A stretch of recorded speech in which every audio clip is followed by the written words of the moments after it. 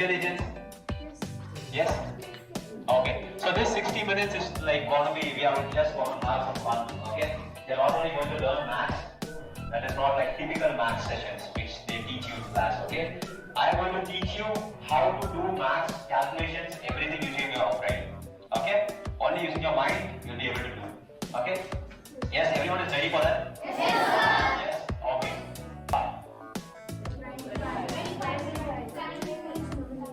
So what the first thing I have to do?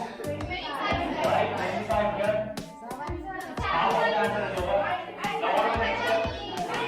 7 exam. 7 exam.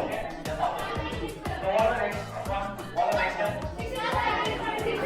Hey, 7 into 8. So how much is 7 into 8? So that's the answer. That's how simple it is.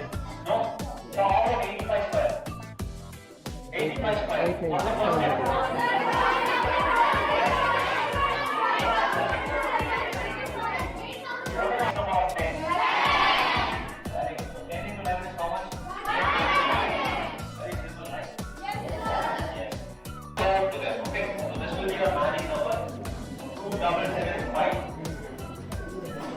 Okay? So 2775 is your magic number. After writing, you hide it. Hide it and close it. Okay? Hide it and close it. So this number 2775. Yes, please sit down. Thank you for your participation. And now I will ask you, what is your name? Lokesh, which class you are studying? Yes, Lokesh. Don't go beyond that. No?